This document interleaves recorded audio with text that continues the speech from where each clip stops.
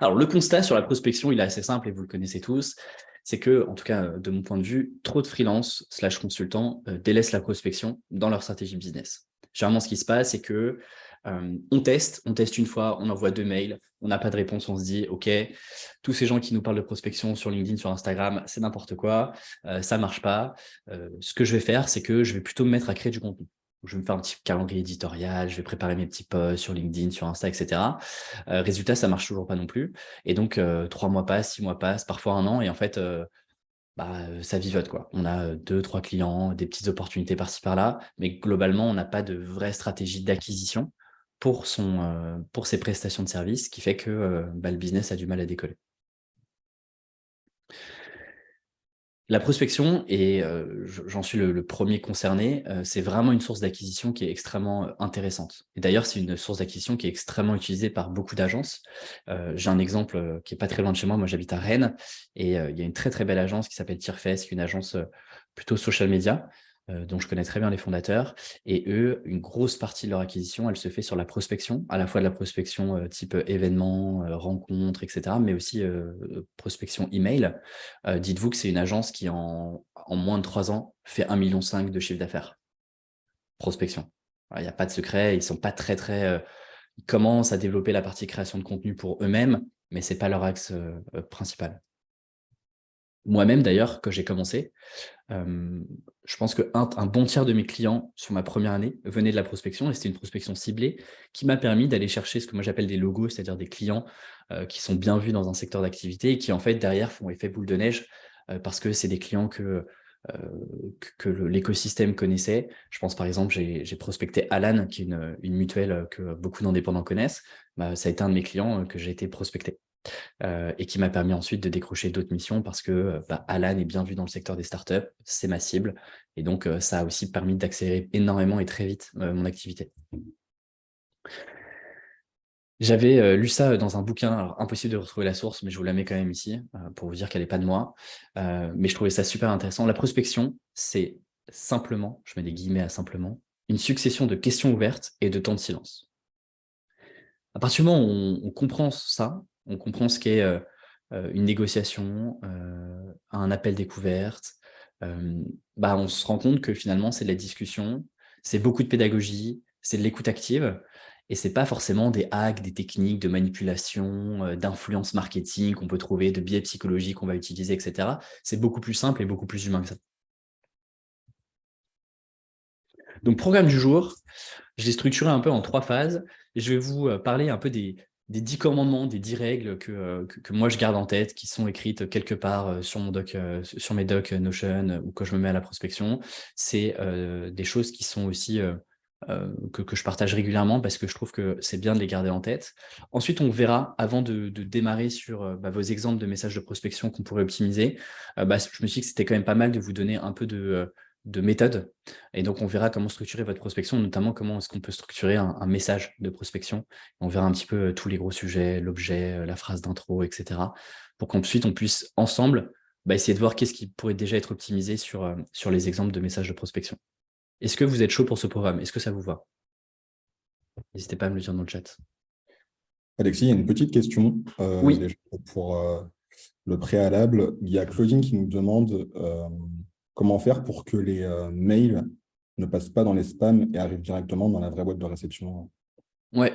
Ce que je propose à Claudine, c'est que je prenne sa question à la fin, parce qu'elle englobe pas mal de choses. Je vous donnerai des petits tips là-dessus, notamment des trucs très bêtes, mais tout simple, notamment sur vos signatures email, qui parfois en fait alourdissent vos emails et potentiellement peuvent les faire passer en spam.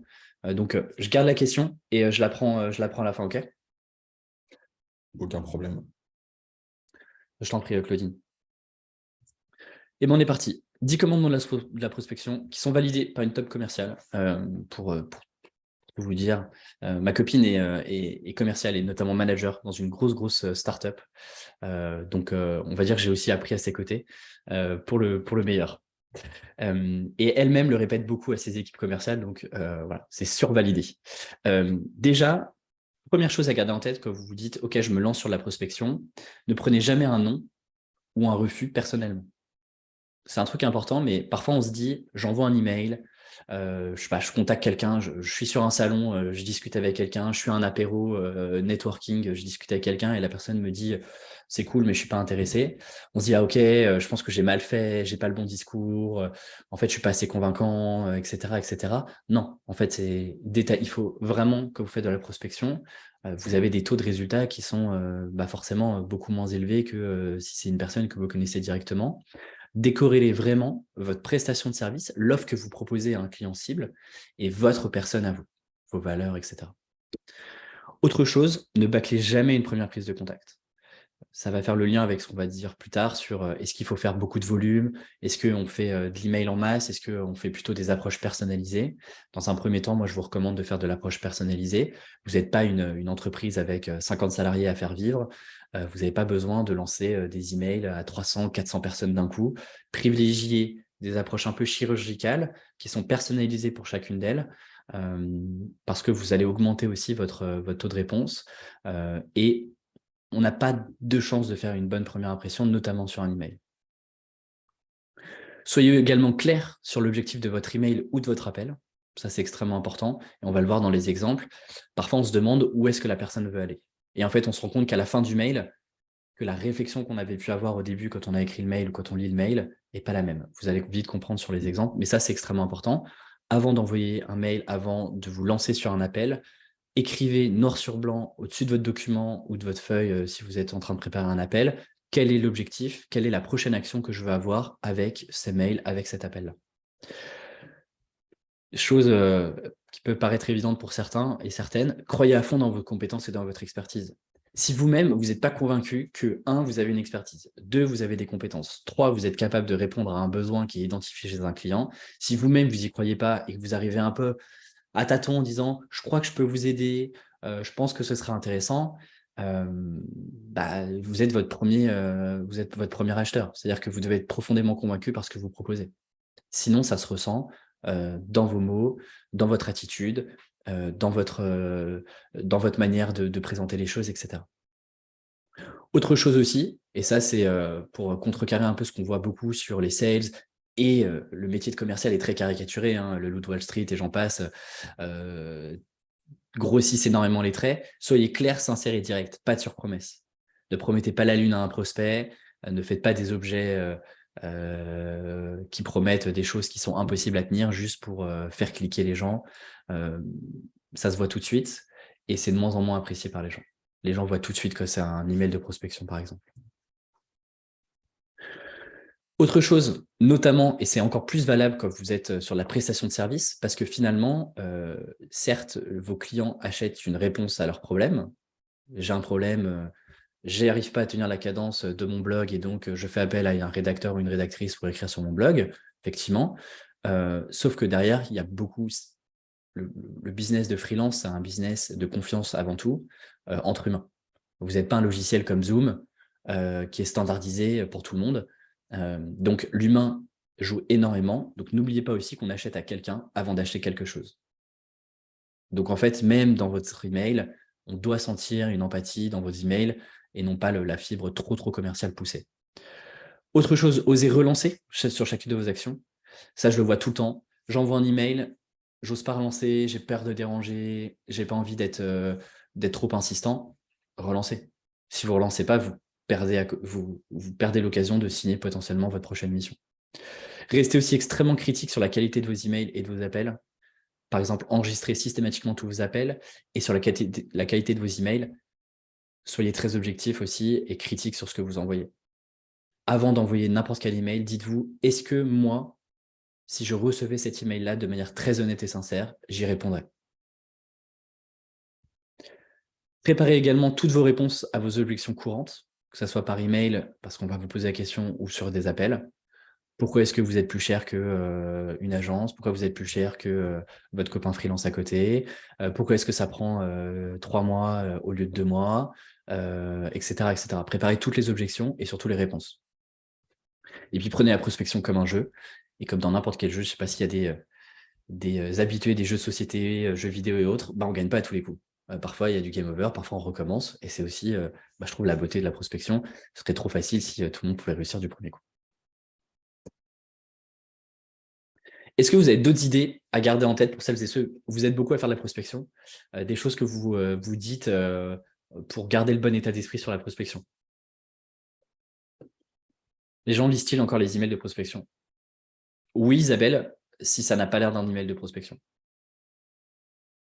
Les gens lisent bien des emails de newsletter, l'email continue d'être utilisé, c'est peut-être pas un sujet, tu vois. Ah non, c'est le premier pas vers un oui. C'est vrai, Angélique. Déjà, avoir une réponse, c'est cool. J'aime garder en tête que la prospection est un début de conversation simplement. Ouais. D'ailleurs, dites-vous un truc, c'est que on va beaucoup parler d'email de prospection. L'email de prospection, il n'est pas là pour vendre, à la différence de ce que pensent beaucoup. L'email de prospection, il est simplement là pour déclencher un début de conversation et faire passer son prospect à l'étape d'après qui est « j'ai un besoin, est-ce qu'on peut en discuter? Est-ce que tu peux me donner un peu plus d'informations, etc. » Donc l'email, votre premier email de prospection, il n'est pas là pour vendre directement et envoyer un devis par la suite. Il est là pour commencer à construire et à établir une conversation qui débouchera peut-être sur un appel, qui lui-même débouchera peut-être sur une proposition commerciale, qui elle-même débouchera peut-être sur un devis et un démarrage de mission. C'est extrêmement important à garder en tête parce que quand vous avez ça en tête, toute la structure de votre email, de votre premier email et de vos premiers emails de prospection, ils ne sont pas là pour vendre. Donc, vous n'êtes pas là pour caser tous les arguments de vente que vous pouvez avoir sur votre prestation. Je continue. Est-ce que Virgile, il y a d'autres questions ou... Il y a d'autres questions, mais à mon avis, ce serait peut-être bien que tu répondes à la fin. Ouais, ok, Peut-être que tu vas balayer quelques questions pendant ta 13. ça marche. Ça marche, ça marche. N'hésite pas à me couper si tu vois qu'il y a des questions qu'on peut traiter en filigrane. Alors, du coup, un peu de méthode. Alors, bien évidemment, pour vous dire, par exemple, dans le bootcamp, la partie prospection, c'est 2 semaines, c'est 2 fois 2 heures et demie. Donc, j'ai simplifié pour vous donner un peu les grandes bases, les grandes fondations sur lesquelles après vous allez pouvoir itérer de votre côté. Donc, on va voir rapidement plan d'action, outils, routines et surtout, ce qui à mon avis vous intéresse le plus et ce qui est aussi très important, c'est la partie structure de vos emails. Ça marche bien évidemment aussi pour un message sur LinkedIn, un vocal sur Instagram, etc. etc. Donc, plan d'action et le prérequis. Déjà, un conseil d'amis, ne vous lancez pas sur la prospection, et c'est sur n'importe quelle action commerciale, que ce soit de la prospection, de la création de contenu, peu importe. Ne vous lancez pas si vous n'êtes pas déjà au clair sur votre positionnement, en tout cas un début de positionnement et un début d'offre. Qu'est-ce que ça veut dire un début d'offre? L'idée, ce n'est pas d'avoir un catalogue d'offres avec offre 1, 2, 2 bis, 3, 4, 5, etc. En mode à la carte. Mais si vous n'êtes pas au clair déjà sur une offre que vous vendez, que vous pouvez packager, je ne sais pas, moi, mon offre, je suis rédacteur, mon offre, c'est un article par semaine, un engagement de 3 mois, plus un e-book tous les 3 mois, etc. etc. Ça, c'est un début d'offre. Si vous n'êtes pas au clair sur votre positionnement et de votre offre, c'est compliqué de savoir concrètement ce que vous vendez. Si vous-même, vous ne savez pas exactement ce que vous vendez, à quels besoins vous répondez et pour quel type d'entreprise et de structure vous pouvez accompagner, là, dites-vous que la personne en face de vous, elle en sait encore moins que vous. Autre point, bien connaître également son marché. Qu'est-ce que ça veut dire bien connaître son marché? C'est-à-dire bien connaître sa cible. Qu'est-ce que c'est une bonne cible? Une bonne cible, c'est pas j'accompagne toutes les entreprises digitales ou j'accompagne toutes les entreprises qui veulent faire de la transformation digitale. Un bon marché cible, par exemple, c'est j'accompagne les acteurs fintech, dont Shine fait partie, ou j'accompagne les e-commerce dans l'impact, par exemple. Donc les cibles, le contenu aussi, c'est toujours intéressant de se dire, tiens, moi, ma cible, c'est plutôt des entreprises comme Shine, par exemple, donc plutôt, on va dire, les B2B, plutôt applicatifs, etc. Typiquement, quels sont les contenus qui gravitent autour, quels sont les écosystèmes de contenu, quels sont les médias qui traitent de ça, par exemple, tous les podcasts qui parlent de SaaS, de B2B, de tech, etc. Quelles sont aussi les alternatives à mon service? Est-ce que forcément, il y a d'autres freelances? Est-ce que mon métier pourrait être internalisé? Si oui, comment? Par qui? Est-ce qu'il y a d'autres alternatives, des agences, des outils qui peuvent faire potentiellement ce que je peux faire moi aujourd'hui? On a toute l'arrivée de toute l'IA qui arrive et qui seront des alternatives auxquelles il va falloir trouver des réponses, trouver des argumentaires pour faire face à potentiellement des questions que votre client peut vous poser. Et puis, savoir précisément qui sont vos clients. Et alors, j'ai mis multi-possible, c'est-à-dire que vous n'êtes pas obligé de vous surspécialiser, d'avoir un type de clientèle cible. Vous pouvez en avoir plusieurs, mais du coup, imaginez-les comme des segments différents et donc des actions de prospection différentes. Vous n'allez pas pouvoir mettre, si demain, encore une fois, je reprends Shine, mettons que vous voulez prospecter Shine et Tribu 1D, vous vous adressez pas de la même manière. Shine, je ne sais plus combien vous êtes d'ailleurs, Virgile, j'aurais dit 200 ou 300 employés. Tribu 1D, on est 1 plus une petite équipe réduite. On n'a clairement pas les mêmes challenges d'un point de vue marketing, par exemple. Donc, vous ne pouvez pas m'adresser de la même manière qu'un Shine. Autre truc, pas besoin d'une multitude d'outils, d'un CRM compliqué pour gérer et suivre votre prospection. Un Google Sheet ou un Excel ou une base de données si vous êtes sur Notion ou vous utilisez peu importe un outil ou un Trello, peu importe, ça suffit pour suivre vos actions commerciales. Encore une fois, vous n'êtes pas là à faire du volume, à aller envoyer 500 emails. Vous créez votre petite base commerciale sur un Excel. Moi, c'est comme ça que j'ai commencé et c'est comme ça que ça a bien fonctionné. L'idée, c'est de passer le moins de temps sur la préparation, le bel outil, je mets des couleurs, etc., mais qu'on soit directement dans l'action. Le plan d'action, il se résume un peu en 3 grosses phases. Créer votre base. Qu'est-ce que ça veut dire? Ça veut dire votre base de prospects cibles. Si vous ciblez des startups, B2B, SaaS, eh bien regardez, essayez de lister 50, 100 premières boîtes avec les interlocuteurs que vous pouvez privilégier au sein de l'entreprise, le lien du site web, etc. pour aller faire vos recherches. Bref, vous créez votre base de prospection. Ensuite, deuxième étape, eh bien, le contenu. Là, l'idée, c'est d'aller rédiger votre séquence, les messages envoyés. Faites votre recherche sur chacune des entreprises. Sur quoi est-ce que vous pourriez intervenir? Quels sont les besoins que vous avez éventuellement identifiés? Comment est-ce que vous pourriez les intéresser? Quel est le point de contact et le lien que vous avez entre l'entreprise cible et vous? Vous voyez, ça prend un peu de temps. Et puis ensuite, toute la partie suivi et relance qui se fait au fur et à mesure. L'idée, c'est que quand vous commencez à lancer une petite campagne email, c'est d'être hyper réactif, réponse sous 24 heures maximum, pardon. Et puis un suivi hebdomadaire de savoir, tiens, j'ai envoyé 10 emails, j'ai eu que 2 réponses. OK, je programme une relance pour une semaine plus tard pour aller relancer les 8 autres personnes qui m'ont pas répondu. Et de suivre ça progressivement et de ne pas laisser traîner un mail pendant 3 mois et de se dire, au bout de 3 mois, mince, il ne m'a pas répondu. Bon, je vais faire une relance 3 mois plus tard. Ça fait un peu comme un cheveu sur la soupe. Est-ce qu'il y a des questions là-dessus? Je passe un peu vite, mais on a pas mal de choses à voir. Plus compliqué de relancer sur LinkedIn, Clémence? Non, pas forcément. L'avantage, c'est qu'en plus, tu as le détail versus potentiellement un mail. Tu peux relancer rapidement via le message que tu as juste au-dessus. Et Elisa, comment est-ce que je relance au bout de combien de jours? Je trouve que J+5, J+7, c'est pas mal pour une première relance. Je sais généralement, moi, ce que, 1, j'ai fait, et 2, c'est ce que je préconise aussi à certains clients. Outils dont vous avez besoin. L'idée, on ne fait pas une masterclass sur la partie outils, on pourrait y passer pas mal de temps. Ce que je vous disais, un document de suivi, un Google Sheet, un Notion, ce que vous voulez, bref, un document qui répertorie toutes les personnes que vous avez dans votre liste, toutes les personnes que vous avez contactées, toutes les personnes qui pourront lancer, toutes les personnes avec qui vous êtes en discussion. Globalement, c'est un petit peu les grandes colonnes qu'il faut. Un Google Doc, moi j'ai l'habitude de travailler sur Google Doc, mais Word, peu importe, pour garder une trace de tous les emails, de tous les messages, de tous les tests que vous avez pu faire. Et ensuite, vous avez plusieurs options pour envoyer vos emails.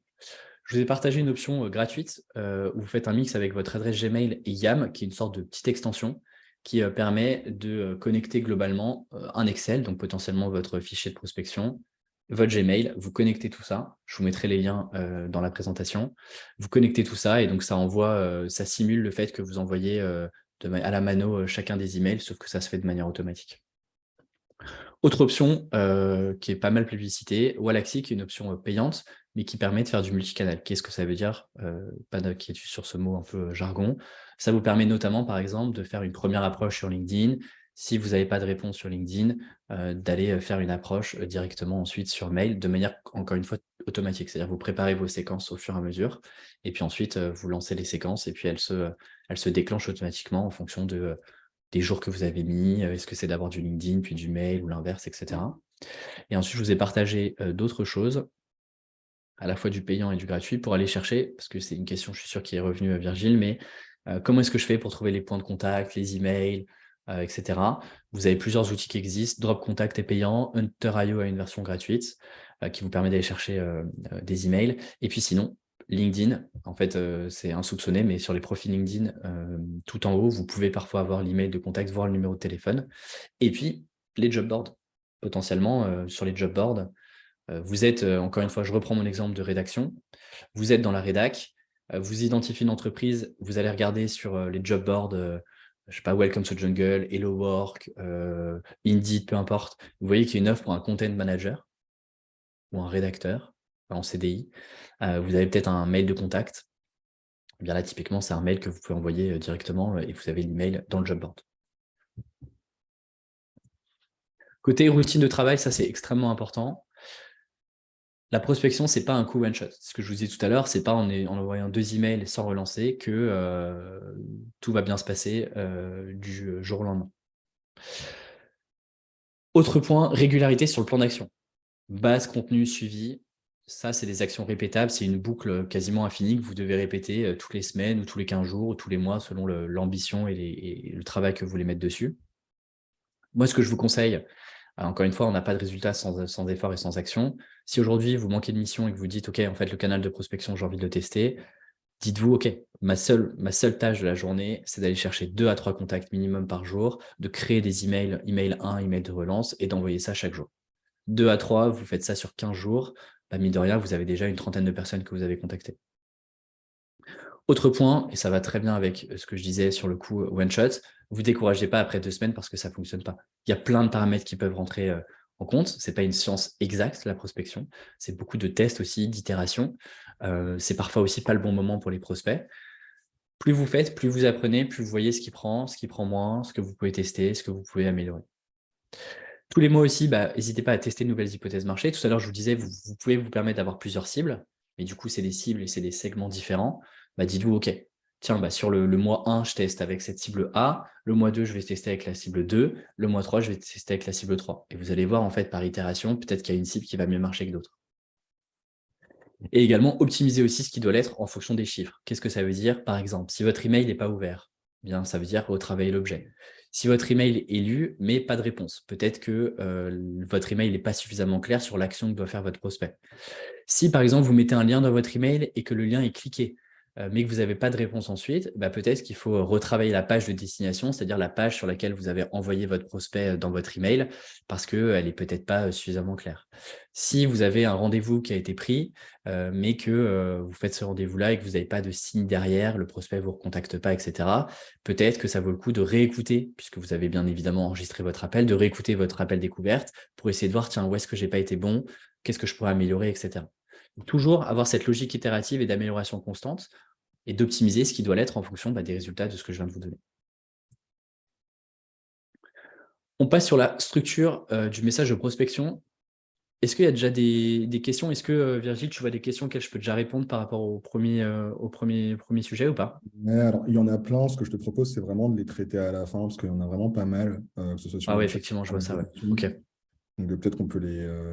Moi, je me les suis mis de côté, comme ça, je te les poserai à la fin, si c'est OK. Ouais. Et petite question, je vois vite fait où est-ce que le lien est cliqué, comment on sait. Effectivement, Wallaxy, donc ce dont je vous parlais tout à l'heure, à l'information. Sinon, si vous envoyez vos mails via Gmail, vous avez un petit plugin qui est gratuit, qui est la version HubSpot Marketing, qui permet de savoir si l'email a été ouvert ou pas. Voilà, ça vous permet d'avoir une première indication là-dessus aussi. Donc la structure de message de prospection, on va voir, j'ai volontairement simplifié pour aller un peu à l'essentiel.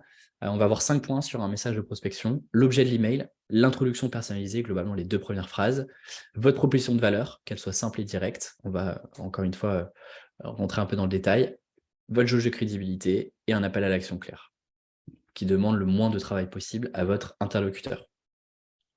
Donc sur l'objet d'email, l'idée, c'est d'utiliser les mêmes codes qu'un email privé et personnel. Je ne sais plus qui posait la question de est-ce que les mails de prospection sont encore ouverts. Un objet qui sent la prospection à plein nez, effectivement, vous réduisez la chance, le pourcentage de chance que votre email soit ouvert. En revanche, si l'email reprend les codes un peu d'un email privé qu'on peut recevoir, vous avez plus de chances d'intéresser la personne qui est en face et que la personne clique sur votre email. N'oubliez pas, l'objet d'email, il est là pour une seule chose: faire ouvrir votre email. OK? Pas de surpromesse dans votre objet, pas de faites décoller faites plus 150% sur votre compte Instagram grâce à votre stratégie de contenu. Là, on vous voit venir à des kilomètres. Limitez aussi le nombre de mots. N'oubliez pas que la plupart des gens vont regarder leur email sur votre mobile. Donc, testez aussi en termes de nombre de caractères. Globalement, ça représente, je crois de mémoire, 50 ou 60 caractères. Essayez de trouver des emails les plus courts, des objets d'email les plus courts possibles. Et évitez, c'est pas une règle, mais évitez les emojis. Déjà, pensez mobile. 2, si c'est du Android, du Mac, etc., certains emojis passent pas. Moi, je l'ai fait. J'ai fait le test, par exemple, sur la newsletter de Tribu1D. Je mettais beaucoup d'emojis au démarrage. Globalement, du coup, j'étais assimilé à une newsletter, voire à un email générique. Bizarrement, alors j'ai aussi changé d'autres choses, mais est-ce que ça rentre en compte? Je vous partage quand même l'info. Depuis que je mets plus d'emojis nécessairement dans mes emails, les emails sont bien mieux ouverts. Vous voyez, là, c'est à peu près 9300, 9400 personnes qui reçoivent les emails de Tribu1D et ça ouvre à plus de 50% toujours. Ce qui est quand même des stats assez intéressantes. Pas de marqueur trop fort non plus. On n'en veut plus en 2023 des emails dans les objets où il y a urgent, attention, important, etc. On vous voit venir à des kilomètres. Personne n'écrit ça dans un email privé, par exemple. Et pensez également, et c'est toujours intéressant de se dire comment est-ce que mon objet et ma première phrase communiquent ensemble. Pourquoi? Parce que quand vous êtes encore une fois sur mobile ou sur les aperçus de vos emails, généralement vous avez l'email et puis vous savez, vous avez le début du début de l'email. Ça vaut le coup de réfléchir aussi à quel est le lien entre votre objet et votre première phrase. Je vous ai mis des exemples, parfois peut-être c'est un peu contre-intuitif, vous dites mais ça c'est vraiment des emails, des objets d'email, ça fonctionne extrêmement bien. Par exemple, le prénom de votre interlocuteur, votre prénom, collaboration, entreprise X, votre prénom, question blog. Voilà, ce genre de choses, c'est assez rapide. Ça titille un peu la curiosité sans surpromettre quoi que ce soit. Si en face de vous, vous avez quelqu'un qui gère le blog, il y a question blog, il lit l'email. C'est rapide, l'objet d'email est simple, on a envie de se dire, OK, qu'est-ce que cette personne a à me dire sur la partie blog? Sur la partie introduction personnalisée, qui est globalement les premières phrases de votre email. Alors j'aime bien, c'est souvent un truc de copywriter s'il y en a dans le chat. C'est souvent, l'objectif, c'est de répondre à la question « Why me, why now ?» C'est-à-dire pourquoi vous êtes en train de lui envoyer un email maintenant, pourquoi est-ce que la personne en face de vous devrait être intéressée par ce que vous avez raconté, et pourquoi maintenant? Pourquoi est-ce que vous envoyez cet email maintenant et pas dans 12 mois et vous ne l'avez pas envoyé il y a 6 mois derrière? OK? Ça, c'est vraiment les questions centrales. Why me, why now? Surtout quand vous êtes en face d'une cible qui est extrêmement pressée. Vous devez aller directement droit au but. On n'est pas là pour faire un roman ou une page avec 3000 mots. Votre introduction, c'est-à-dire les premières phrases de votre email, sont là pour poser le contexte de votre contact. Pourquoi vous? Et pourquoi vous la contactez maintenant? Qu'est-ce qui fait que vous êtes en train de la contacter là présentement? Donc, on oublie les « j'espère que vous allez bien », tout le monde s'en fiche. « Je me permets de vous contacter », tout le monde s'en fiche. J'espère que vous avez passé de bonnes vacances, tout le monde s'en fiche. Allez directement droit au but. On reçoit des centaines et des centaines d'emails chaque jour. Imaginez votre cible en reçoit encore plus sûrement que vous. Donc, allez directement droit au but. Donc, par exemple, exemple 1, j'ai vraiment apprécié votre article sur machin, car ça résumait bien telle idée. Je me suis dit que c'était le bon moment pour vous contacter. Autre exemple, j'ai échangé avec machin qui m'a recommandé de te contacter à propos de, et donc là, vous insérez votre sujet d'expertise, à propos de la croissance de votre compte Instagram, à propos de votre identité graphique que vous êtes en train de retravailler, etc., etc. Ensuite, votre proposition de valeur. L'idée, c'est qu'en une phrase, d'où le fait, ce que je vous disais tout à l'heure, d'être au clair sur votre positionnement et votre offre, en tout cas une première version, vous devez être capable de pitcher très simplement, et on va le voir dans les exemples d'email que ce n'est pas toujours le cas. En une phrase, vous êtes capable de me dire qu'est-ce que vous faites. Et ça doit être compris par un enfant de 8 ans. Pourquoi? Parce que l'idée, ce n'est pas de balancer tout le jargon que vous connaissez, ça fait fuir les clients. Contre-intuitivement, on se dit « ouais, mais si je balance un peu de jargon, je passe un peu plus pour un expert, etc. » Non. Votre prospect en face de vous, il a juste besoin d'être rassuré, il ne connaît pas forcément votre métier. Si vous commencez à lui balancer du jargon, il va se dire « ok, c'est cool, mais c'est trop abstrait. Si tu n'es déjà pas capable de simplifier ton discours, comment est-ce que tu vas pouvoir m'accompagner et vraiment comprendre mes problématiques ?» Donc, une phrase pour décrire ce que vous faites de manière très concrète. Vous ne pourrez pas tout dire dans une phrase, donc choisissez précisément ce que vous mettez en avant en fonction de votre cible. Et une autre phrase pour expliquer les objectifs de votre travail. Je vous prends un exemple. Je m'appelle Alexis, je suis copywriter spécialisé SaaS B2B depuis 3 ans. J'accompagne mes clients sur 2 gros sujets, des séquences de prospection et l'optimisation des conversions sur leur landing page. Il y a un peu de jargon, mais je sais, je suis 100% sûr que la cible et les personnes, les interlocuteurs que j'ai en face de moi comprennent SaaS, B2B, séquence de prospection, conversion, landing page, ils ont ces mots-là en tête. Ok, c'est clair pour tout le monde pour l'instant? Ça va pas trop vite? J'insiste, proposition de valeur, cherchez pas à être unique. Ok, on n'est pas là pour faire de la poésie, ok? L'idée, c'est il faut que la personne, elle sache tout de suite concrètement et de manière assez froide ce que vous faites et comment vous pouvez l'accompagner. Vous voyez, je ne suis pas le seul à faire ça. Vous allez voir après que je mets des éléments de jauge de crédibilité pour me différencier des autres, mais je ne suis pas là en train de me réinventer un métier avec des noms. Je sais pas, j'aurais pu mettre, et c'est une mauvaise idée, ne le faites pas, je suis un magicien des conversions. Non. Pareil, trop de créativité tue la créativité et l'efficacité surtout. Une fois que vous avez votre proposition de valeur et vos objectifs, votre jauge de crédibilité. Là, l'idée, c'est qu'à ce stade-là, votre prospect est en train de lire l'email, il se dit, OK, mais qui c'est cette personne-là si j'en ai jamais entendu parler? Pourquoi est-ce que je lui ferai confiance? Pourquoi est-ce que je prendrai potentiellement rendez-vous avec elle? Pourquoi est-ce que je répondrai à son email? Là, l'idée, c'est de pouvoir être capable de lui glisser quelques références pour instaurer ce que moi j'appelle le premier niveau de confiance. Par exemple, j'ai déjà travaillé, si j'échange avec Shine, par exemple, je pourrais dire, j'ai déjà travaillé avec Conto, où j'ai déjà travaillé avec Alan, Freebie et une autre entreprise du secteur, et on a travaillé sur tel et tel sujet.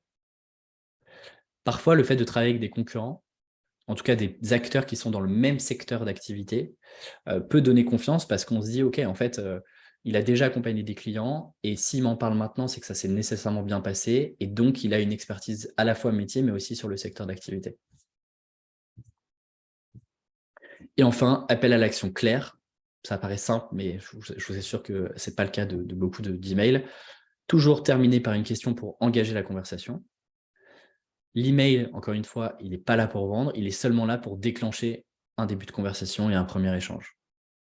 Par exemple, est-ce que la problématique soulevée, donc en fonction de votre métier, est-il un sujet pour vous aujourd'hui? J'ai déjà quelques idées que je pourrais vous partager sur un call de 20 minutes. J'ai déjà quelques idées, donne de la curiosité. On se dit, OK, qu'est-ce que je risque? Moi, en tant que prospect, je passe 20 minutes, OK, potentiellement, je peux ressortir avec quelques billes sur un appel comme ça gratuit, ça ne m'engage pas, c'est 20 minutes, j'engage la conversation. Et vous voyez, question fermée. Le prospect peut tout de suite me dire oui, non, pas encore, est-ce que tu peux m'en dire plus?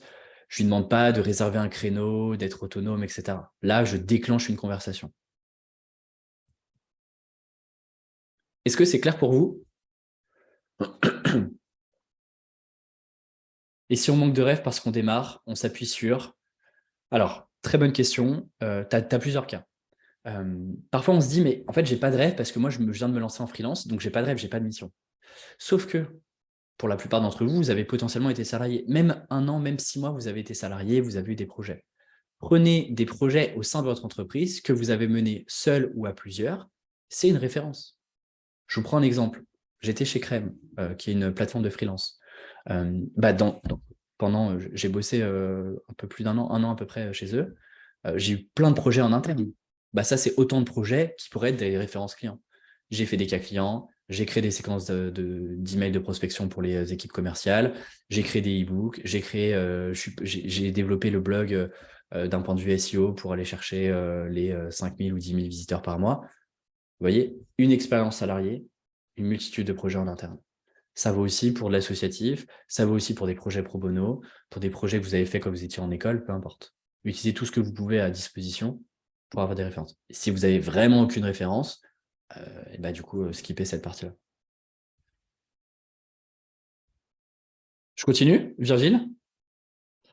Pour tout le Ouais, monde, je pense vous que êtes tu peux prêts? continuer, ouais. On est comment sur le timing là? 12h15? Ok, j'ai un petit quart d'heure. On va essayer de speeder. Alors, est-ce que vous voyez bien l'écran? C'est peut-être un peu petit. Donc l'idée, ce que je vous propose, on va lire l'email et puis on va regarder un petit peu un petit peu ce qu'il y a. Donc, bonjour, machin. Mon père avec qui vous travaillez m'a transmis vos coordonnées. Je vous souhaite une très belle et heureuse année. 2023 sera peut-être l'occasion de collaborer ensemble sur des projets digitaux.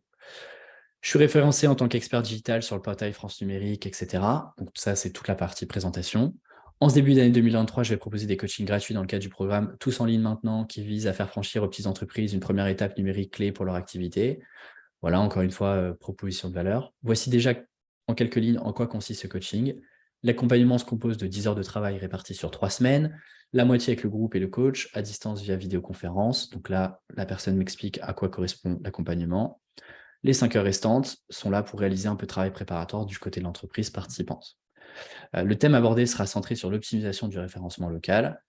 Cela peut être un coup de pouce sympa pour vos clients qui seraient intéressés. Je serais ravi de vous en dire plus et vous fournir un lien d'inscription à leur transmettre. On peut se fixer un point téléphonique où je peux passer voir dans vos locaux si vous êtes à Paris ou l'Île-de-France. À bientôt. À votre avis, quels sont les points qu'on pourrait retravailler là-dessus? Beaucoup trop long, ouais. Verbeux, ouais. Intro. Alors, je ne sais pas si la personne, on va regarder des emails. Encore une fois, ne prenez pas ça personnellement. On est là pour travailler, optimiser, etc. Voilà, je préfère mail est big, trop long, intro très longue, intro. Les fautes, ouais. Alors, j'ai pas trop regardé les fautes maintenant. Trop de détails. Si vous êtes à Paris ou Île-de-France, dommage de ne pas savoir précisément. Effectivement, Cyrielle, on a parlé tout à l'heure de personnalisation, c'est un bon point. Cherche trop à vendre, ouais. Manque de précision sur les contenus d'accompagnement. Yes, ok.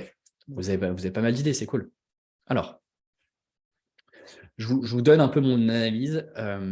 Donc, la première phrase répond pas à la question le why me, why now. Pourquoi est-ce que c'est intéressant de travailler, pourquoi est-ce que c'est intéressant que je vous contacte maintenant et pourquoi moi, j'ai raison d'envoyer cet email-là. Ce qui est intéressant, c'est que, vous voyez, on a la petite intro qui est intéressante. Mon père avec qui vous travaillez m'a transmis vos coordonnées. Ok, mais pour quelle raison? Il aurait fallu aller encore un peu plus loin. Forcément, je vous souhaite une très belle et heureuse année. 2023 serait peut-être l'occasion. Ça, vous oubliez et vous gagnez une phrase. Et donc, 10 secondes de lecture pour votre prospect. Ce que vous avez en orange, donc ce paragraphe-là, c'est globalement la proposition de valeur. Donc, c'est le point qu'on a vu avant. Effectivement, c'est beaucoup trop long. Je suis référencé en tant qu'expert digital sur portail France Numérique. Ok, mais imagine, je ne connais pas France Numérique, ça ne me donne pas plus de gain de confiance là-dessus. J'accompagne les TPE dans leur transformation digitale, extrêmement vague. Transformation digitale, vision 360, comme 360, c'est vague. Choisissez un point d'accroche sur lequel vous allez pouvoir accrocher votre prospect. Plus d'infos dans ma signature ci-dessous. Là, vous demandez au prospect de faire l'effort d'aller scroller en bas de votre email pour avoir plus d'infos. Soit vous êtes capable de synthétiser, soit vous ne mettez pas plus d'infos. Et ce qui est intéressant, c'est le lancement de ces boutiques sur la place de marché local épicerie pour sa cave. Là, on a une proposition de valeur intéressante. C'est là-dessus que la personne aurait pu baser toute sa proposition de valeur. Là, il y avait un an qui était intéressant. Si la personne qui reçoit cet email-là, elle a une boutique locale, hyper intéressant. Là, il y a un cas concret de ensuite, hop, on peut enchaîner sur comment est-ce que j'accompagne cette épicerie locale. Là, on me perd. Là, c'est beaucoup trop long. Déjà, je n'ai pas forcément envie de le lire. Trop gros paragraphe. Et là, on parle de initiative du gouvernement, etc. Je ne comprends pas. Il y a trop d'informations, c'est trop vague, je ne comprends pas. Le vert why not, sauf que, souvenez-vous ce qu'on s'est dit, l'email, il n'est pas là pour vendre. Donc là, en fait, c'est trop prématuré d'avoir mis ça. C'est trop prématuré parce que vous ne savez pas, en tout cas la personne ne sait pas, s'il y a vraiment un besoin avéré chez son prospect pour suivre des sessions de coaching gratuits. C'est comme si je rencontrais quelqu'un dans la rue, là, je sors de chez moi, je rencontre quelqu'un dans la rue qui est devant chez moi, et je commence à me mettre à lui vendre mon appartement. Je ne sais même pas s'il a envie d'acheter. Je ne sais même pas s'il est juste là en visite ou s'il attend quelqu'un, etc. Je suis déjà en train de lui vendre quelque chose.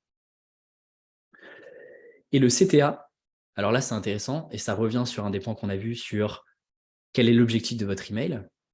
En fait, je me rends compte seulement à la fin de l'email, ce serait un coup de pouce sympa pour vos clients qui seraient intéressés. Donc, en fait, là, je me rends compte que le mail, il n'est pas adressé à moi, il est adressé à mes clients à moi. Sauf que ça, à aucun moment, la personne a été directe dès le démarrage sur j'ai une proposition qui pourrait intéresser vos clients pour telle et telle raison. Donc, en fait, je me rends compte que l'angle du mail, il est pas clair sur ce point. L'intention de départ n'est pas claire. Et j'ai pas l'objet d'email, donc je peux pas trop enfin, je peux pas trop. Je sais pas si Virgile tu l'avais, mais bon, j'ai pas l'objet d'email là-dessus. Non, je l'avais pas non plus. On passe au prochain. Alors, prochain. Donc ça, c'était un message LinkedIn. Je crois qu'il y avait des questions sur comment est-ce qu'on fait sur LinkedIn, est-ce que ça marche sur LinkedIn. Bah, typiquement, là, on a la réponse. First name, et si cela vous arrivait. Trop de teasing. Là, c'est trop de curiosité. On sent venir le truc. Enfin, moi, personnellement, je commence à voir venir le truc à 10 km en me disant qu'est-ce qu'il va encore me raconter. Jean venait de fêter ses 55 ans. Depuis des années, Jean grossit de sa carrière pour conserver sa bonne situation. Il compte pas ses heures, etc. Il a une prime de licenciement, des allocations. Bref, il se fait licencier. C'est aussi arrivé à Bernard, qui a le même âge que Jean. Il s'est fait licencier. Sauf que Bernard, bah, lui, il est intelligent. Il avait investi de l'argent de côté pour pas se sentir trop en galère financière, etc. Bref, là, c'est déjà trop long. Tu es en train de me raconter une histoire, c'est pas l'objectif d'un email. On n'est pas sur une page de présentation d'un service ou autre, où là, effectivement, l'histoire, elle est intéressante. Pas trop de storytelling dans un email de prospection. Parce que là, encore une fois, on se dit, mais où est-ce qu'il veut aller? Où est-ce que la personne veut m'emmener? Je vois ça, en fait, j'ai pas le temps. Je quitte directement l'email. Je quitte directement la conversation LinkedIn. Comment est-ce que ça pourrait très bien être résumé en une ou deux phrases pour m'adresser directement à la personne que j'ai en face? La suite du mail. Et vous, first name, avez-vous une roue de secours pour vous et votre famille? Ne prenez pas le risque de vivre le cauchemar de Jean. C'est un peu trop commercial, c'est un peu trop un peu à l'américaine. Donc attention aussi en fonction de la cible que vous avez en face. Je sais pas si je pense que c'était plutôt des particuliers que la personne ciblait. Attention à ça. Je serais ravi de poursuivre la relation avec vous, étant donné votre poste, je me suis dit que cela devait vous intéresser. Là, pour moi, c'est un peu drama. Je comprends pas le lien avec le poste de la personne. Là, ça pourrait être beaucoup plus personnalisé. Surtout que la personne n'en fait pas mention avant. 3 bis ici, bah, je vous laisse lire, mais c'est globalement la répétition de ça. Donc là, on aurait pu économiser 4 lignes de lecture. Et là, alors, pour discuter, je vous ouvre mon agenda. Donc, lien pour réserver un appel. Si vous préférez recevoir des informations préalables, suivez ce lien. Là, déjà, moi, je le recommande de moins en moins. Certains vous diront, ouais, c'est pour gagner du temps, ils peuvent sélectionner l'agenda qu'ils veulent, etc. Non, n'oubliez pas, l'idée, c'est d'avoir une question fermée, un appel à l'action très clair. Là, j'ai lu ça, ça ne me donne pas forcément confiance pour réserver un appel de 30 minutes avec cette personne-là, pour je ne sais même pas ce qu'elle me propose en fait. À part me dire qu'il ne faut surtout pas que je vive le même cauchemar que Jean, bah, je ne sais pas trop ce qu'elle me propose. Alors j'ai un petit PS nota, solution simple, sans crédit, sans immobilier, sans engagement sur le long terme, c'est peut-être vrai, je ne connais pas la solution. Attention, ça sent un peu la solution miracle, ne faites pas de surpromesses. Si c'est vrai, tant mieux. S'il y a des petits astérisques, changer de proposition de valeur dans ce cas-là. Surtout qu'il y avait un point intéressant qui était, on en a parlé je crois avant, qui était juste ici, il y avait un sujet sur investir, utiliser l'argent de ses impôts pour construire son indépendance, etc. Là, il y avait un point d'accroche qui est intéressant, hein, qui aurait dû être creusé. Parce que pour moi, il est là moi, je me serais focalisé sur ce point-là qui peut être intéressant quand on est un particulier, qu'on est cadre, qu'on paye peut-être beaucoup d'impôts, qu'il y a peut-être des optimisations à faire parce que bah, moi, j'y connais rien en finance et donc je ne sais pas optimiser. C'est là-dessus que la personne aurait dû se concentrer plutôt que d'étaler un storytelling. Est-ce que c'est légal? C'est quoi le ROI, par exemple, de Bernard avec ses impôts? Qu'est-ce qui s'est passé concrètement? Là, ça reste extrêmement vague.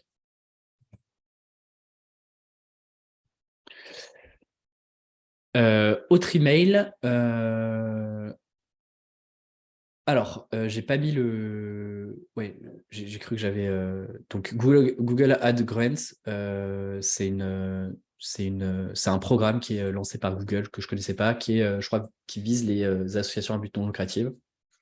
Donc là, on a un objet qui est le nom de l'entreprise, X, le nom de l'asso, votre compte Google Ads, Grants, audité gratuitement. Bonjour, machin, j'ai eu l'opportunité de découvrir votre nom d'asso car cause qui nous tient à cœur. Nous supportons notamment nom de clients similaires. Là, on a une bonne approche. Je fais partie de nom d'entreprise, une agence digitale dédiée aux associations fondée par un ancien membre de l'équipe AdGrants au sein de Google. Google AdGrants peut vous permettre de développer votre notoriété, attirer des milliers de donateurs et bénévoles par mois. Pourtant, 95% des associations en France n'arrivent pas à tirer pleinement profit des 10 000 $ par mois. Cela requiert du temps et l'expertise. Alors, je n'ai pas la suite du mail, mais ça nous donne déjà une bonne base. Qu'est-ce qu'on pourrait optimiser là-dessus, sur cet email-là, selon vous?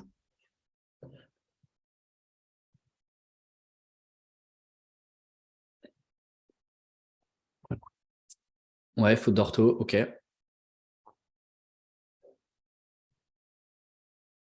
Objet plus court, ouais, quelque chose de plus chaleureux, ouais, concis, ok. Bah, vous êtes des bons analystes.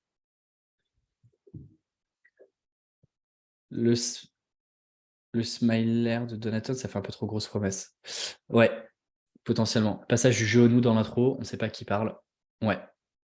Dernier paragraphe un peu trop prometteur. Ok, bah vous êtes bonnes analyses. Alors, l'objet d'email, moi je le trouve cool. Je pense qu'effectivement, pour rebondir sur ce qu'a dit une personne, il pourrait être plus court.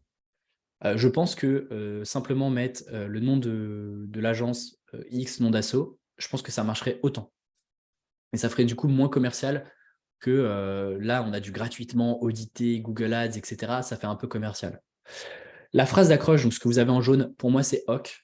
Il manquerait peut-être une explication de ce que la boîte fait concrètement pour ses clients. Surtout si vous êtes en face d'une asso, et c'est le cas là, j'ai l'impression, qui ne connaît pas du tout ce qu'est Google AdGrants, puisqu'ils disent peut vous permettre de développer votre notoriété. Donc ça veut dire qu'à l'instant T, ils n'utilisent pas Google AdGrants. Là, je vois pas tout de suite, si je lis rapidement l'email, le lien entre cette agence-là et le fait qu'elle les accompagne concrètement à lancer leur première leur première campagne Google. Pardon. Ensuite, c'est là où ça se complique un peu. Effectivement, c'est là où certains ont dit un peu trop flou, hein, sur promesse, trop accrocheur, etc. Là, ce que je comprends, c'est que l'email, il est envoyé à quelqu'un qui n'est pas dans ce cycle Google, AdsGrant, etc., ce truc d'avoir des bourses via Google, etc. Puisque vous expliquez, enfin que la personne explique ce que c'est derrière. Donc pour moi, là, l'explication, elle n'est pas très claire. Et pour une asso qui est potentiellement pas très digital, pas très marketing, en fait, vous l'avez tout de suite perdu avec un jargon très compliqué. Moi, je suis une asso, j'y connais pas grand-chose en Google Ads. Parle-moi d'une asso qui est similaire, pour qui que vous avez accompagné et quels ont été les résultats. Là, il y avait un autre problème parce que je crois que Virgile, on avait eu les stats pour cet email-là. Cet email-là était ouvert, je crois, à 50%. Tu me dis si je me trompe. 50% et un taux de clic. Donc, c'est-à-dire que là, vous avez il y a un lien un peu plus tard. Il y a un lien ici que j'ai masqué, mais il y a un lien de l'agence. Et le taux de clic était, je crois, à 30%. Je regarde ça tout de suite. Bref, on était entre 20 et 30%, ce qui est quand même pas mal. C'est ça. Le problème, et je crois que c'était le problème qui était soulevé, c'est les gens cliquent, mais il n'y a pas de réponse. Il n'y a pas de réponse aux emails. Alors, je trouvais ça intéressant de mettre ça à jour aussi. Là, on a un autre problème qui n'est pas forcément lié aux emails de prospection en tant que tel, qu'on pourrait optimiser. L'autre problème, il est sur l'optimisation des pages que vous avez derrière les liens que vous mettez. Imaginez que tout marche de concert, c'est-à-dire que si vous mettez un lien sur lequel le prospect peut aller cliquer, se renseigner, derrière, il faut traiter ce nouveau lien, il faut traiter cette nouvelle page-là comme une page de conversion, de vente, d'explication, et donc elle doit être aussi claire. Alors, j'aurais bien fait des retours, ça sort un peu du scope, mais clairement, la page, elle pourrait largement être optimisée. On ne comprend pas forcément ce que c'est. Il y a beaucoup de photos un peu partout qui n'ont pas vraiment de lien avec la partie Google Ads. Il n'y a pas vraiment d'explication sur le process, la méthode, comment ça se passe. Il y a pas mal de fautes aussi. Donc, on va peut-être pas la montrer parce que comme ça, on garde un peu d'anonymat sur les emails, mais faites attention, tous les liens que vous mettez, que ce soit des cas clients, une page sur votre site, etc., optimisez aussi ces pages-là pour répondre à why me, why now, le process, la méthode. L'avantage, c'est que vous avez plus de place qu'un email. Donc, vous pouvez vous permettre d'être un peu plus explicite sur ce que vous faites. On a un autre email, ça je crois que c'est un email, avant de repasser sur vos emails à vous, un email que Virgile avait reçu. Bonjour Virgile, ici Hugo, producteur chez Machin, agence créative vidéo, partenaire IMEA de YouTube et TikTok, et accessoirement propriétaire d'un compte courant et d'un plan épargne logement depuis des longues années. Je ne sais pas pourquoi ça sort d'ici. Je pense que vous étiez dans une séquence pour toutes les banques. Clairement, bon, ça spoiler alerte, hein, je ne sais pas ce que ça fait ici. Je souhaiterais échanger avec vous sur la stratégie de com de Shine pour 2023. L'idée est de comprendre où l'entreprise pourrait vous apporter son expertise dans un écosystème digital en perpétuelle évolution. Alors ça c'est une phrase ChatGPT, IA, tout ce que vous voulez. Hein. Pourrait vous apporter son expertise dans un écosystème digital en perpétuelle évolution. Je prends tous vos métiers dans le chat, je peux faire la même phrase. Donc ça marche pas. Nous sommes une agence 360. Attention sur les buzzwords, qui maîtrisons les codes de chaque plateforme avec pas moins de 10 000 vidéos publiées lors de l'année 2022. On a déjà réfléchi en interne à de potentielles pistes créatives qu'on aimerait vous présenter lors d'une visio. Est-ce que vous êtes dispo dans les jours qui viennent? D'ici là, je vous souhaite une belle journée. Qu'est-ce qu'on pourrait retravailler? Bon, je vous ai donné quelques indices. Est-ce que vous voyez d'autres choses qu'on pourrait retravailler sur cet email-là?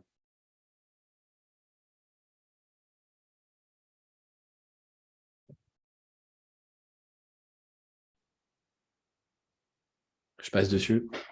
Citer des clients, exactement, c'est réel. Complètement. Là, typiquement, la phrase en rouge, what the fuck, je sais pas pourquoi. J'ai pas, en tout cas, j'ai pas la ref Shine là.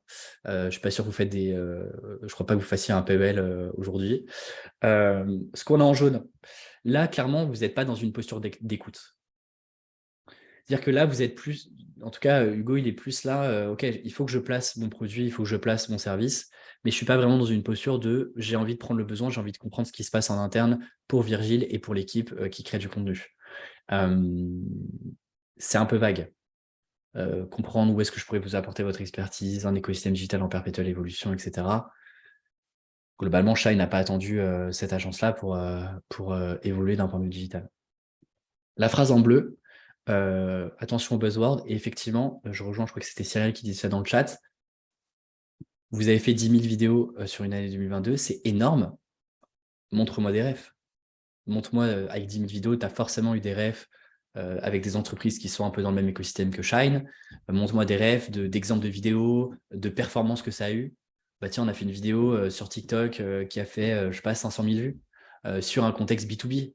Là, je pense que Virgile, il se dit, putain, nous, ça fait 3 mois qu'on essaye ou 6 mois qu'on essaye d'aller sur TikTok, sur du B2B, on pense que ça marche pas. Tu es en train de me démontrer le contraire. Tu attires ma curiosité. Je serais curieux d'en savoir un peu plus.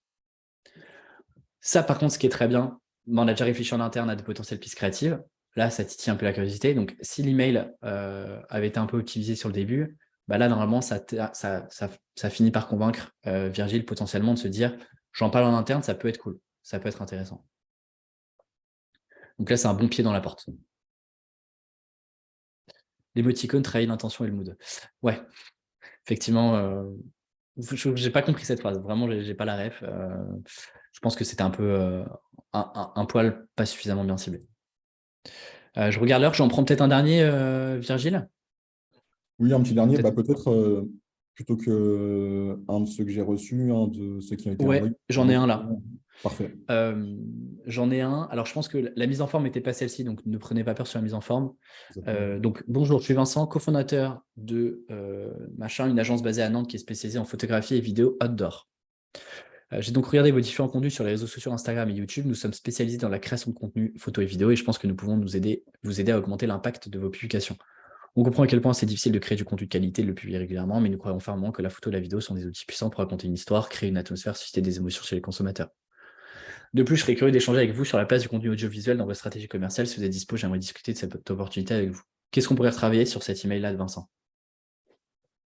Les fautes. Ça revient souvent, n'oubliez pas ça. Alors, moi, le premier, j'espère que je n'ai pas fait trop de fautes dans cette présentation, mais par exemple, l'email, moi, j'utilise un outil, c'est pas sponsor, qui s'appelle Merci App.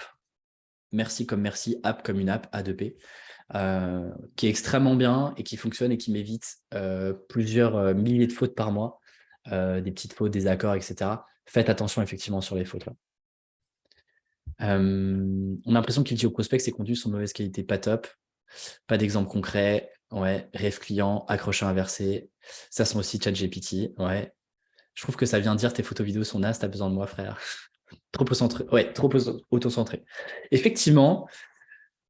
Alors, il y a plusieurs trucs. Déjà, je ne connais pas la cible derrière. Parfois, vous n'avez pas nécessairement besoin de dire que vous êtes basé à Nantes si vous adressez des gens qui sont partout en France. Ça, c'est le premier point. Deuxième point, effectivement, de là, j'ai donc regardé vos différents contenus jusqu'ici.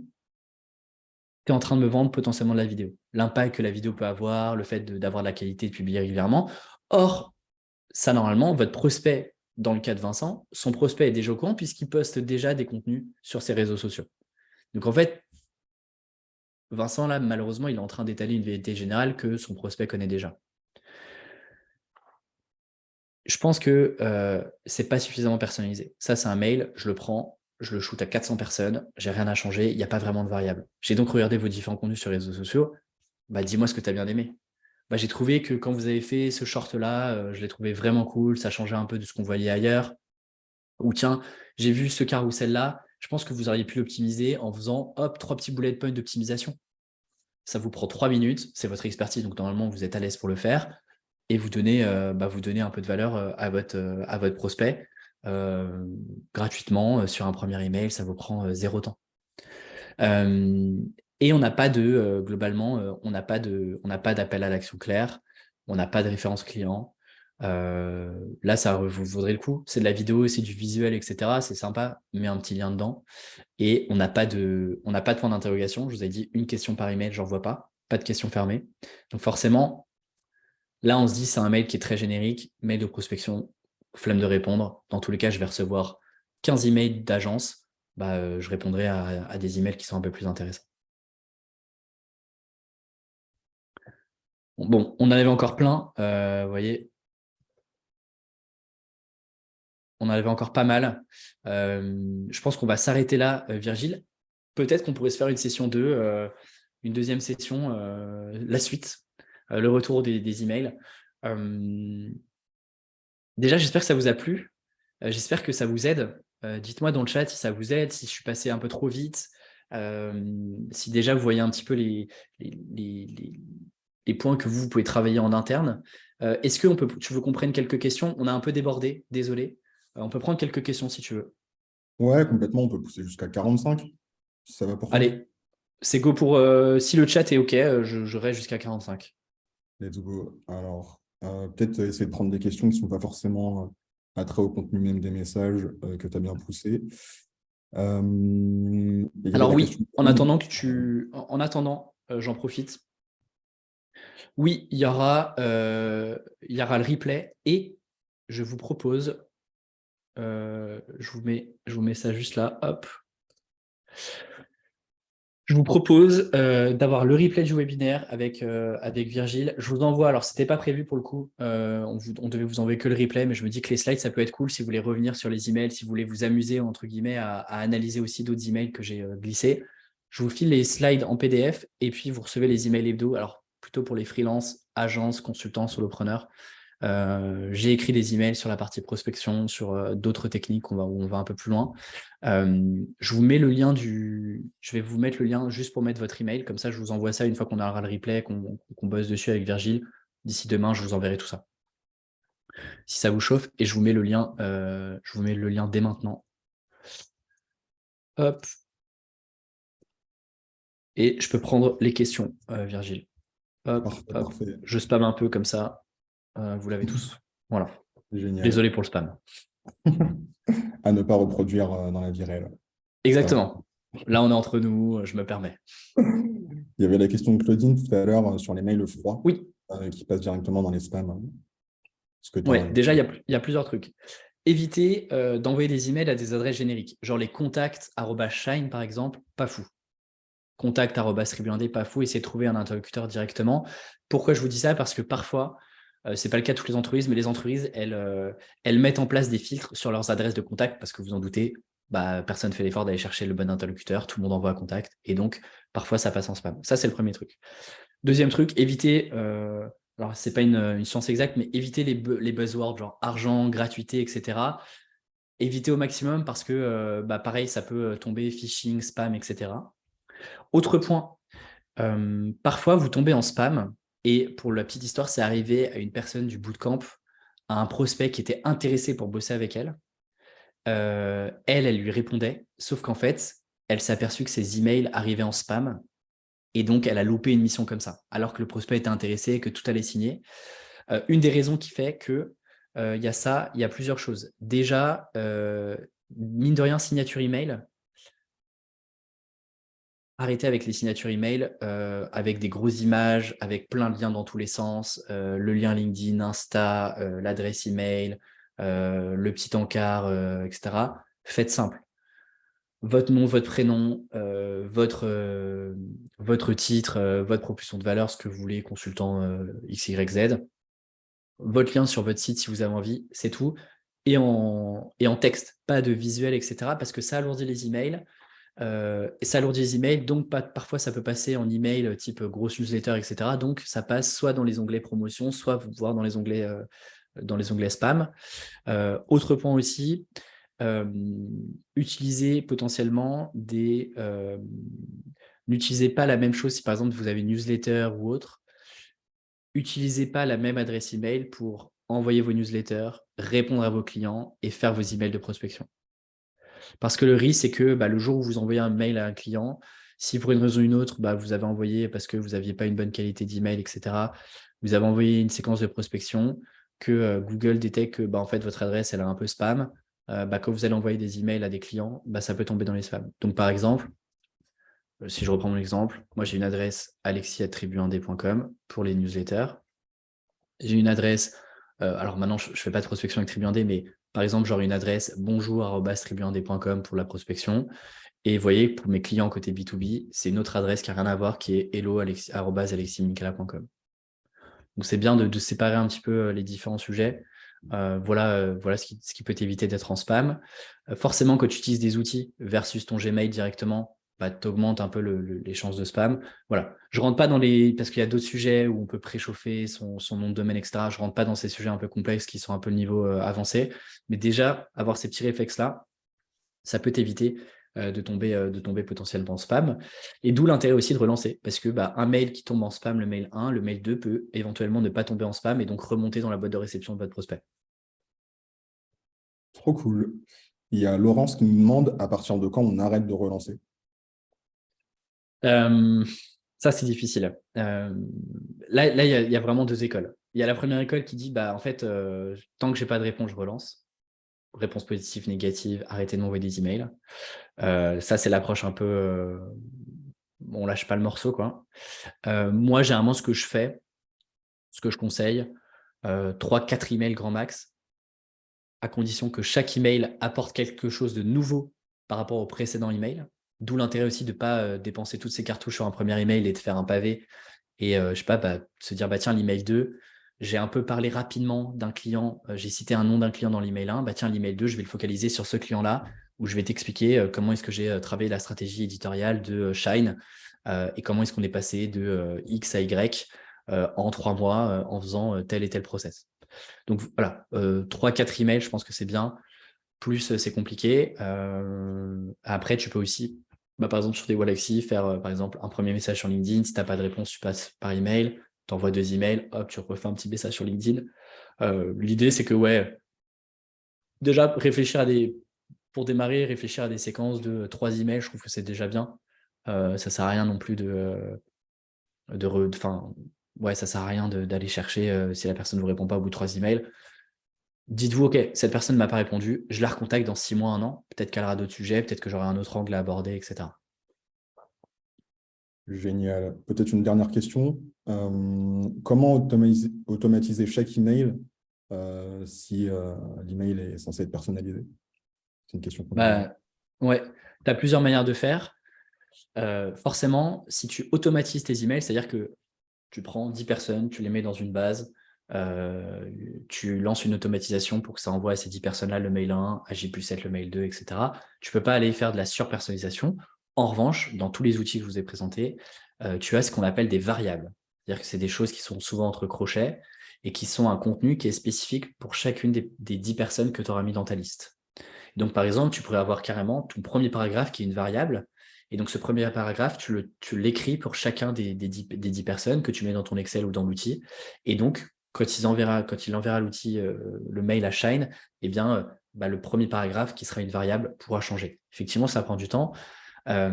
Moi, d'expérience, si vous voulez avoir de meilleurs résultats sur la partie prospection et autres, faites des mails personnalisés, n'utilisez pas nécessairement d'outils pour démarrer. Rien que déjà pour prendre confiance, pour voir comment marche le fonctionnement, etc., vous envoyez les emails à la mano. Euh, et là, pour le coup, tu peux vraiment les personnaliser, quoi. Et tu fais ça 2-3 fois par jour pendant 15 jours, 3 semaines. Il n'y a pas de raison que tu n'aies pas de résultat. Super clair. Alors, je suis vraiment désolé, il y a énormément de questions encore. Comme disait Alexis, pardon, comme disait Alexis, ce sera peut-être l'occasion de faire un volet 2, peut-être plus autour des messages de prospection, pas forcément le contenu même, mais ce qui est autour, les objets, les Ouais. pourcentages de mails ouverts, etc. Enfin, il y a quand même pas mal de choses à balayer. Euh, mais c'était trop cool. Merci beaucoup, Alexis. Bah, merci Euh, à vous. Vous étiez à fond. C'est trop cool. Il y a eu plein de questions. Enfin, c'est cool de voir que le sujet intéresse et que vous avez envie de progresser là-dessus. Donc, bah, merci d'avoir été là. C'est vraiment trop cool. On était très, très nombreux. Donc, ça fait plaisir. Je vous remets une dernière fois le lien. Vous n'êtes pas obligé. Mais si vous voulez le replay, etc., je vous remets le lien. Vous l'avez là. Ça va très, très vite. Donc, n'hésitez pas à cliquer dessus parce que le copier-coller ne marche pas sur Zoom. J'insiste, le copier-coller ne marche pas sur Zoom. Et puis, bah, merci beaucoup, Virgile, pour l'invitation. C'était très bien. Et puis, avec grand carrément à plaisir. refaire. N'hésitez pas à aller spammer Virgile et Shine pour leur dire il faut le refaire. Ça les motivera à faire ça plus rapidement en fonction de nos dispos respectifs.